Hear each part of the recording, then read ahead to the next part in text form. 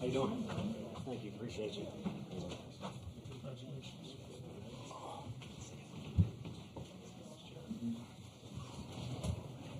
Good job, dude. Danny said he killed it out there. Okay, I've done the preliminaries, so Tony, give us an overview, please. Yeah, I mean, outstanding game. Their lineup was as advertised. Very difficult to navigate was the word out on the street for good reason. And they got a lot of fight to them, too. I know they've got a lot of elimination wins and comeback wins.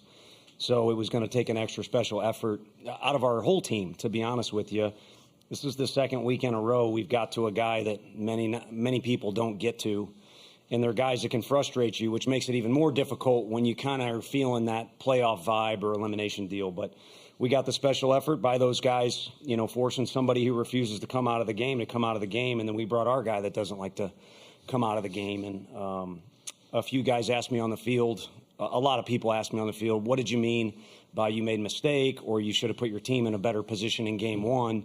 And that was me just speaking out loud to you guys and being honest. I don't feel good about the guy to the left of me not being in a game that we have a chance to win. So maybe we can go to him in the ninth inning when we've cut it to 5-3, but then he can't go for as long as he did, or maybe doesn't even have an opportunity to come in that earlier in the game. So that's kind of what I was referring to. It's an interesting deal how the season has worked out, having a starter go to the bullpen for a reset and then lighting the world on fire out of the bullpen. So it's kind of the way we rolled with it. But the second time he's gone, you know, up towards 100 pitches in the playoffs. And, you know, Doe will bounce back and be one of the best pitchers to come out of this thing.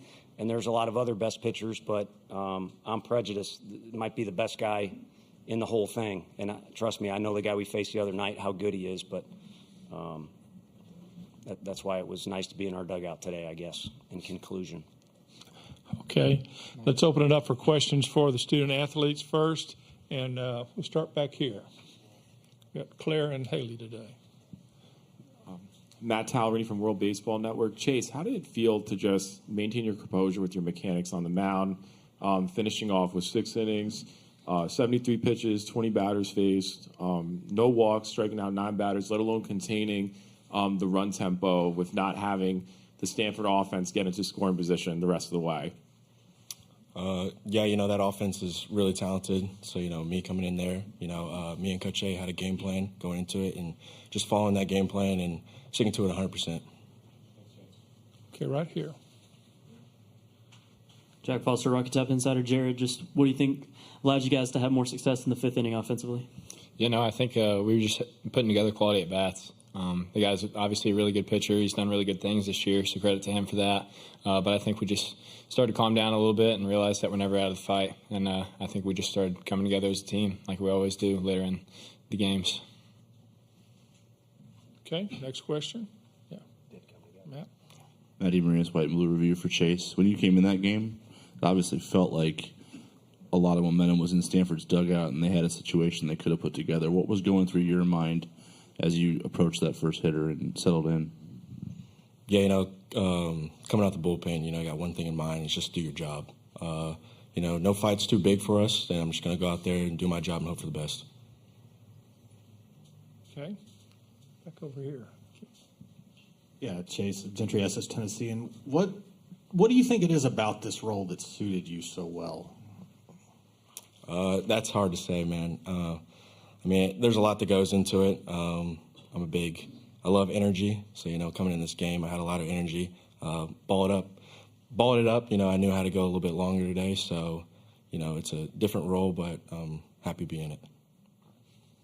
I think really regardless of what inning he or other guys were throwing in, it was a crazy beginning to the season, and the whole group needed to find our way, but we also kind of needed a reset. And whether it's individually or as a team, Jared mentioned it, just kind of coming together and finding a way to be the best version of ourselves, because we were fighting so many extra battles at the beginning of the year, and now we're just fighting the game and the opponent, which if you're in this place, it's hard enough as is, so there's no reason to fight extra battles. Okay, back here. Jared, I know he's sitting right next to you, but if you could put your thoughts on Chase's outing into words. Yeah, I mean, I said it last year whenever we were playing at Ole Miss. We're really lucky to have this guy on our team.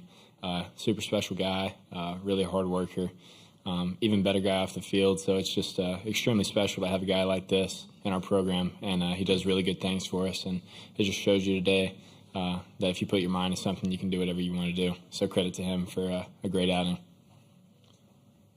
Get right here up front. Yeah, of course.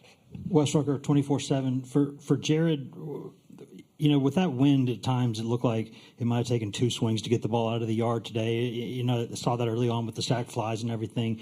Did y'all make any adjustments, to sort of hit more line drives, or was it just happened? Yeah, I think it was during that 5th inning whenever we were rallying.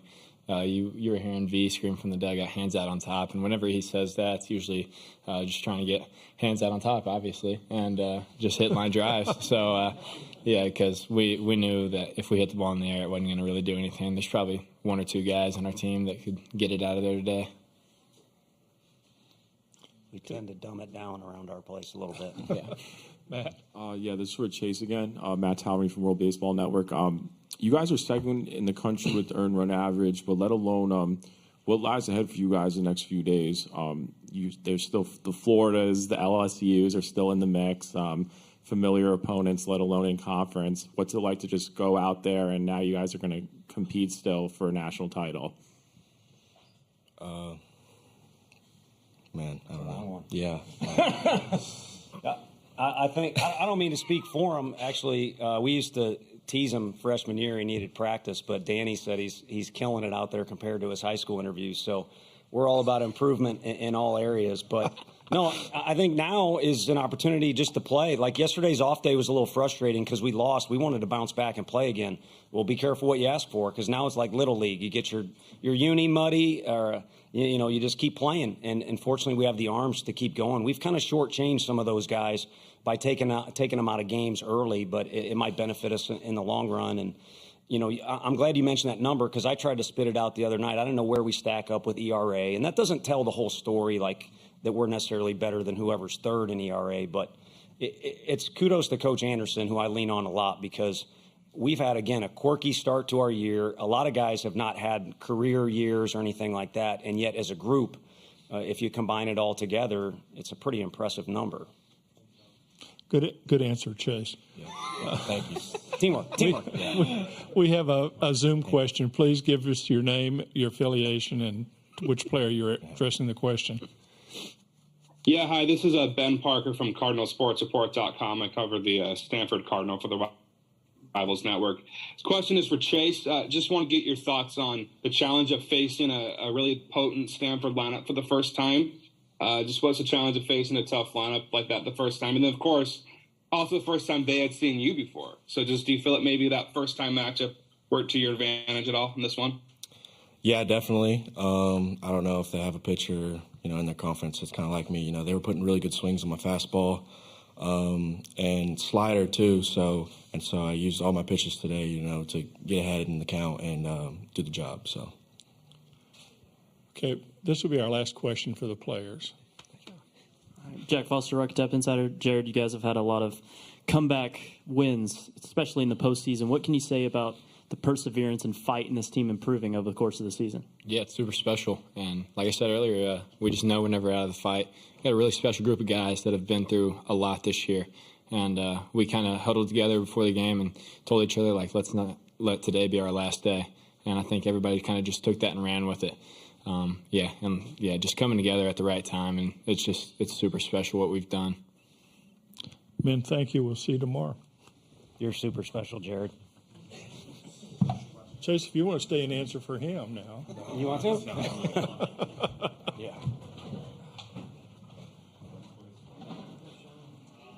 Thanks, guys. Okay, open it up for questions. We'll start back here with Matt. Yeah, Tony, it felt like over here. Sorry, I felt like Quinn was really settling in there those first 4 innings. He felt like he had a good rhythm going. How did you break that as suddenly and as potently as you guys did, do you think? Now that he's out of here, I think it's easier to say he changed the energy of the game when he came in. And it was frustrating for everybody because we got a chance to score in the first inning and don't do it. We got the right guys up at the plate. We don't do it. And then Doe is cruising or, gets 2 quick outs, I should say, and has a chance to get us right back in the dugout. And let's keep this thing going because we felt like we had a good mindset and game plan for Matthews. I think the guys were excited about the challenge because last week during our whatever you want to call our schedule was in Hattiesburg, we had to sit there and wait for the Texas-Stanford game to finish so that we knew what time we played the next day, which was the biggest game of the year. So the guys were excited about the challenge, and I think we had a good game plan. So the offensive approach was there, but it was just kind of a kick in the gut to all of a sudden think we're going to be ahead in the first. Now we're down in the first. And that was a theme early in the year. We expected to do great things right out of the chute, and when it didn't go well, the guys got deflated. And somewhere along the year, we learned to respond the right way. When it gets tough, you got to get a little tougher, or whatever cliche you want to throw at it. So I think we grew up as a team and handled situations better like that in the middle of the game when you're down 4-0. I think this is the 3rd time we've come back from 4-0. But then also, to be honest with you, since he started to come in the games, instead of starting, he's completely changed the vibe. When he's out there, the guys get energy from it. Okay, over here. Yeah, Tony, what does it say about Chase, given how the season has gone and yet he's responded the way he has? And have you been around too many relievers that can change a game the way he keeps doing? Yeah, he's a pro. And normally when you get a freshman, they're kind of out of sorts. They don't have routines. And I kept saying it last year because he did great things last year and so had to answer a lot of questions about him. We didn't know we were getting what we got his freshman year, and it's more of a compliment to him than anything. We knew we were getting a great arm, great stuff. We were fortunate enough he decided to go to college instead of sign, but we didn't know he was going to be that mature. I mean, he thinks he's like an infielder or an outfielder. He's not that good, but his PFP was really good. His routines were already polished. He's a pro, and so I think when he's been asked to handle different situations, he's TBA last year in the Super Regional, but then we start him and he goes 7 innings and is incredible then.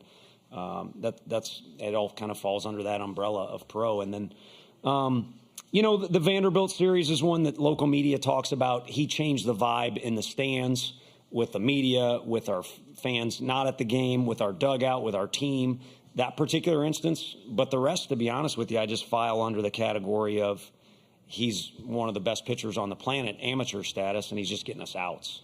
Because, again, we got a starter. And it'll be interesting. If we can keep playing ball, it'll be interesting when his next lump of innings comes. Does it come at the beginning of the game or the middle or at the end? Okay. Jack. Alex Day, College Baseball Central. Coach, can you talk a little bit about what it means for you to get your first win here in Omaha and the program's first win in Omaha since 2001? Yeah, I mean, anytime there's a bridge to the history, it's a big deal for us. We invested a lot of time in kind of researching Coach Delmonico's time on Rocky Top and the 2005 team, but also Burke's team, and then Todd Helton's group. They've helped us a bunch. So anything kind of excites us that serves as a bridge between us and success in the past. I mean, Tennessee in general is a place, Pat Summit, you name it, a very proud tradition.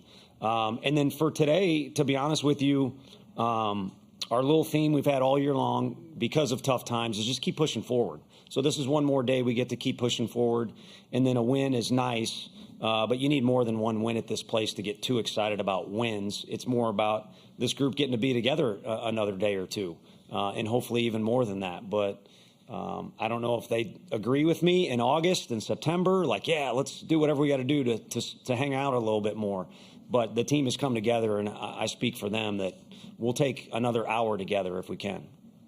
Okay, Mike, well, this will be our last question for this session. Happy birthday, Mike. Thanks, Bill. Coach, Did you get him anything? I got a question. Okay, there you go. Coach Mike Patterson, Omaha World Herald. Going against Quinn Matthews today, a guy who had thrown 156 pitches at the previous start. Did that change your strategy at all, or did you have a specific strategy to attack him? Yeah, we did as a group, and you kind of got two choices. You could say, man, why are we the team that inherits the number one strikeout pitcher in the country and the number two strikeout pitcher in the country in our back-to-back games? Or you can have the Brian Cain mindset of we get to face this guy and this guy. And again, I think, I don't know, maybe it was because we were sitting and watching that game on TV last week and our kids knew who he was, or Coach Elander getting with those guys and putting together a pretty specific game plan that I would share with you at this point if I knew exacts. But I think it was more about looking forward to and excited about the challenge and knowing that it's not going to be easy. This is a wild place. You're dying to get here as a ball player from the time you're a little tyke. But again, like I said earlier, you better be careful what you ask for. When you get here, it is not going to be easy at any point of the whole deal. Tony, thank you. We'll see you tomorrow. Thank you. Have a good one. Okay.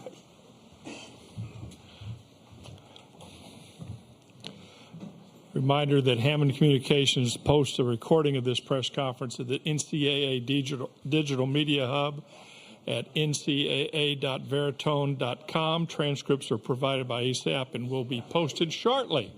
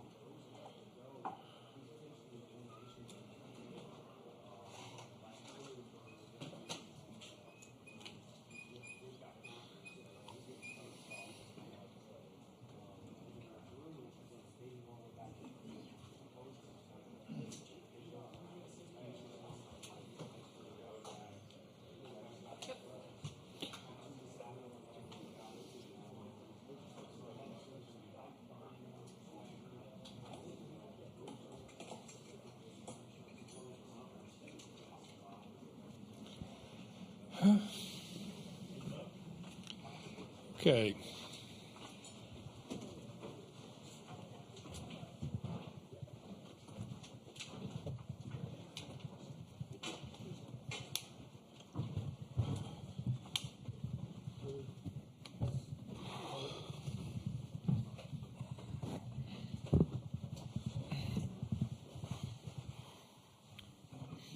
Okay, guys, you know the drill.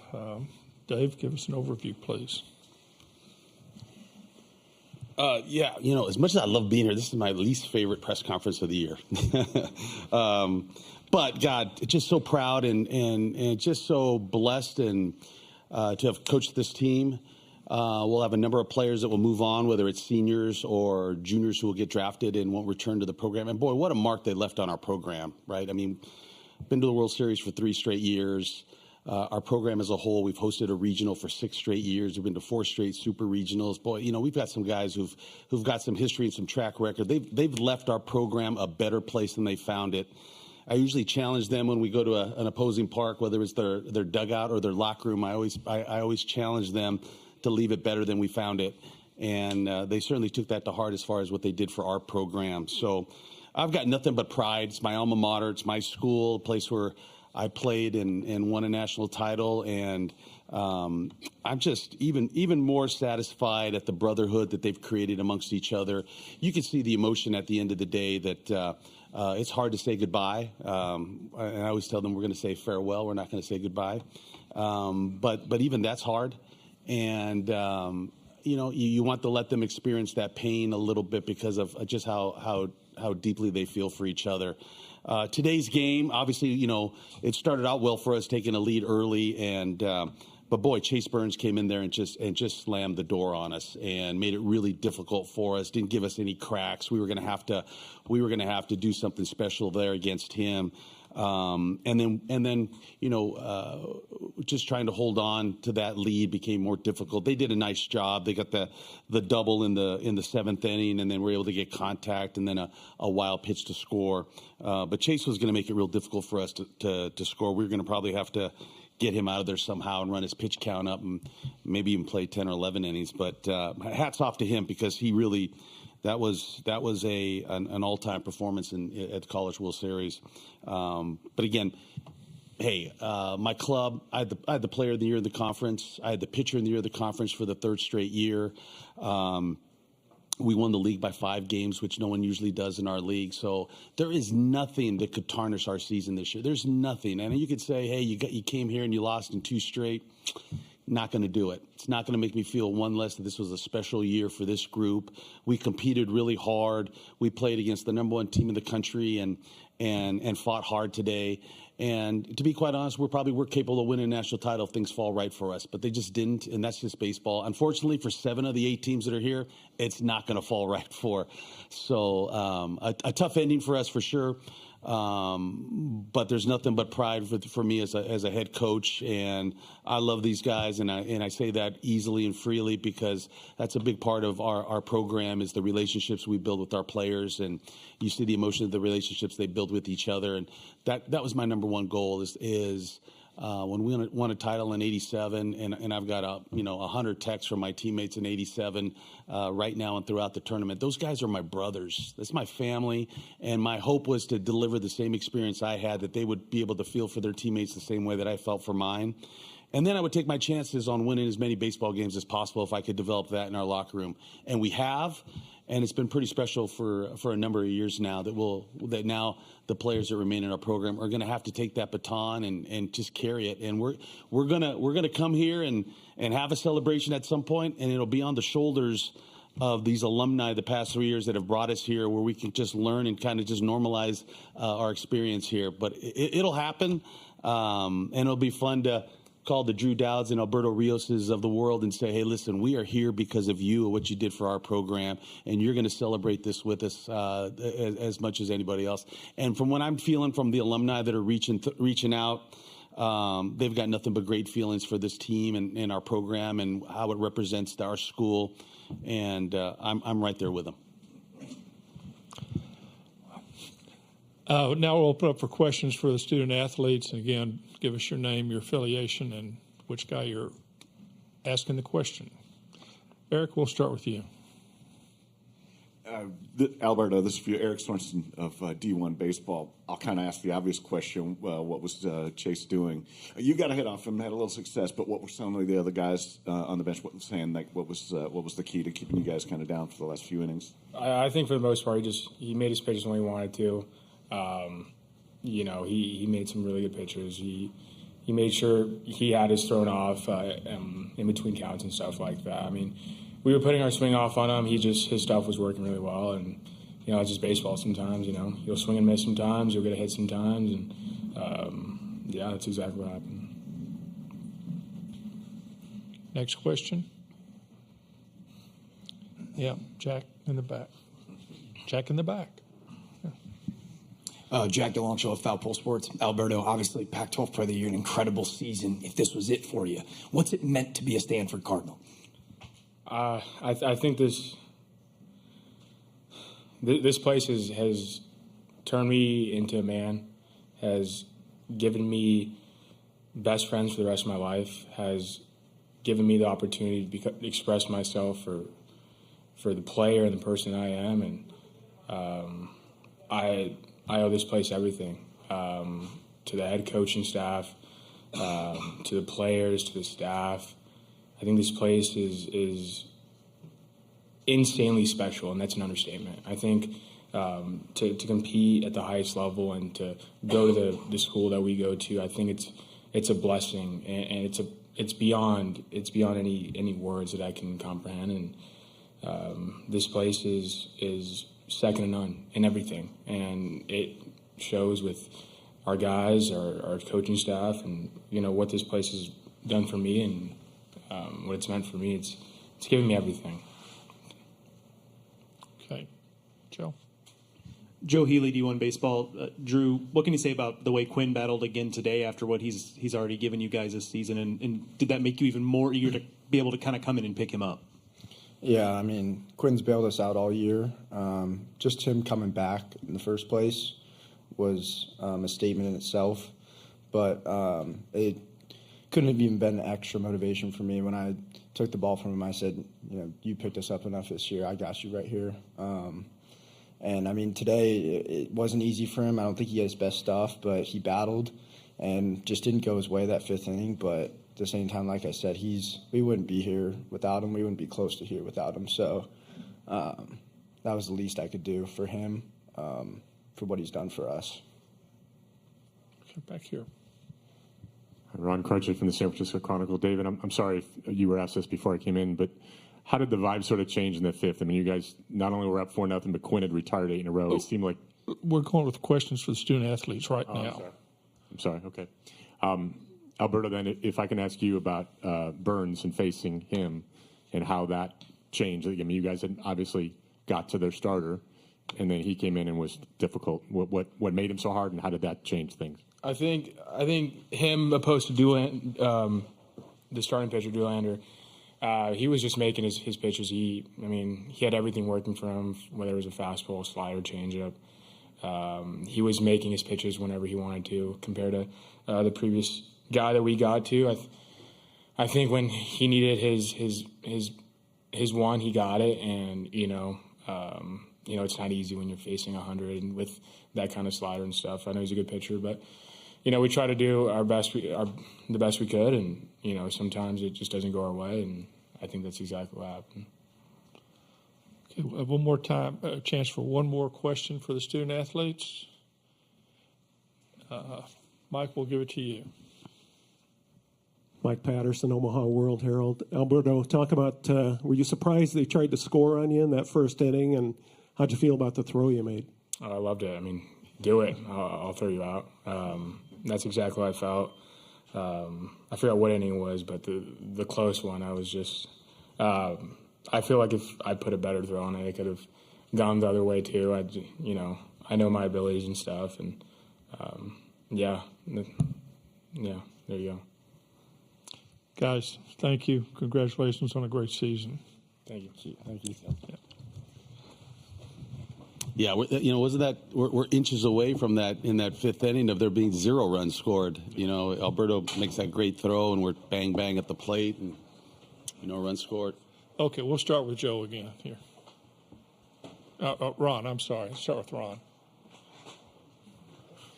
Yeah, and going into the fifth, how much did it feel like Quinn had sort of turned a corner? I mean, he retired 8 in a row. I think five of those 8 were strikeouts. He seemed to really have them off balance. What sort of changed in the fifth, do you think? And they just had some really good, tough 2-strike at bats. They were when they're fouling off pitches, and as you foul off some pitches, you're taking a little steam. Even if they go down, they're taking him down a little bit with them. And I just think they were able to foul off a few more pitches and stay in the at bat. And they had some really good 2-strike contact up the middle. They made it really tough. And we felt that we owed it to Quinn to, let him be in there as long as we could. And, he wanted that last batter, and he's earned it. And, we very, very easily could have got out of there with either 0, 1, 2, 3, or 4. It seemed like that every at-bat was they were tacking on another hit in a really tough at-bat. But it's baseball. Like I said, Alberto throws that ball maybe just a little lower. We get to the plate a little quicker, and they don't get anything that inning. But that's baseball. And then they had some really tough at-bats against Quinn. And, of course, like I said, Burns came in and just threw up a wall there. And, the guy's reaching triple digits every now and then landing a slider. I don't think baseball gets any tougher than that. As good as we are, that's pretty high level baseball that we were battling. And again, hats off to him because that was just a tremendous pitching performance. Now it's Joe. I was ready for you, Bill. Okay. Coach, is there any sort of historical comp you could throw on Burns? Maybe not even just in terms of the stuff, although I'd take that as well, but in terms of the way he seems to change the tenor of a game when he comes in? Yeah, that's a good question, right? I mean, a guy that comes in when the momentum is the other way, it's a 4-0 lead, and just kind of shut it down and didn't really give us any crack, right? I mean, I think Alberto got a hit off of him, and I'm not sure how many hits he gave up, and he only gave up 2 hits, right? And with 9 punch outs. He made it tough, didn't walk anybody. I don't think he didn't walk anybody. So he wasn't giving us anything. And, the 2 runs they score, I think they scored both runs were one hit batter and a walk, I believe. But eventually, when they did score, actually they hit a double, then hit a ground ball. So again, we got beat by execution. They achieved and made it hard on us, and the double and then just contact and then a wild pitch was how the 2 runs that got ahead of them scored. We were probably gonna have to stalemate it for a little bit if we were going to get to him eventually. Okay, Eric. Hey, Dave. Eric Sorensen, D1 Baseball. I love covering you guys this year. It's been fun, man. Been a fun ride. And you did talk about just a little bit ago about losing some of the guys. You're going to lose some guys this year, but when you come back to Omaha next year, who's going to be your leaders? Yeah, good question, right? Yeah, hey, we've got some guys that are, and we've had great luck of kids who maybe don't play any role and then all of a sudden step up just by experiencing the program. But obviously Malcolm Moore, it's going to start with Malcolm Moore, Braden Montgomery. Those 2 guys are going to be probably cornerstones of our team. We've got kids in the pipeline just chomping at the bit to play. Jimmy Nadai, who sat on the bench but helped us get here this year, and Tamo Becerra got some great experience, and Trevor Haskins, who was our starting shortstop going into the season, but because of injury and sickness never got healthy enough to actually play the season. But he's the guy that had the big walk off a year ago against Texas State, and he's going to be a year older and a year better. Some of the pitching that we'll get back between Nick Dugan and Matt Scott, they're just going to be better than they were this year. So we got a very nice recruiting class coming in with some really good arms. We're going to have to maybe replace some of those home runs that we had this year, and then we'll see how the draft treats us. We expect that we could lose quite a few of our players, but I'm always hopeful that we create a program where if it's not exactly right for them to leave, it's a win-win. They feel comfortable coming back, that they'll get better, they'll get a year older, they'll maybe make themselves even a better prospect. And I think that's kind of the measure of my program. If I get some kids that if the draft doesn't work out and they're 100% comfortable coming back, that's the program that I want to have, and I feel like we have that. And Quinn Matthews is an example of that. Brendan Beck, Alex Williams. Those guys didn't balk at coming back for a senior year because of the program and culture that we have. And so maybe we'll get a surprise or 2, but I'm just so thankful that the way those players have left our program, and I'll continue to say they left it better than we found it, even though they found it pretty good. We have a question. This will be our last question for the session. Ron. David, you and a couple players have talked about how close-knit this group is and how much they enjoy playing together. Given that, and given the way you guys lost these 2 games, having a chance, obviously, right up to the end both times, what was the post-game session like? What could you say in that setting when it was so sort of raw? Yeah, it was. You're right. It is raw at the end, and quite frankly, it should be. And I can understand that. And you got to give them that time to feel the pain of the end of the season. And the last time they get a chance to play with some of those players, and they've gone through a big battle this year, but from winning the league and the battle it takes to get through a regional and then a super regional, and then the experience of being here at Omaha, that's playing at the highest level, and going to a school like Stanford and getting that education, but also proving that you could play your sport at the highest level. That will set a standard for their whole life, no matter what they do, and it doesn't matter what line of work they go into, but that will mark them as fathers and husbands, even after baseball's all said and done with. And that was my experience. And so I know giving them getting them here to Omaha and letting them know that they could play baseball at the highest level, they could study and go to a school at the highest level, they can expect that out of themselves. They will be, not only great baseball players at the professional level, but great doctors and lawyers and employees for any business that would have them. And that's what you walk away in the end when you graduate from Stanford and you get a chance to play baseball here. So I'm proud to continue that. Coach Marquis kind of set the standard here at Stanford, and I'm able to take that baton from him. And but I've been marked by our program, and I hope that we've done the same for everybody in our program. Dave, thank you. Okay. As always. All right. Thanks again. Okay. All right.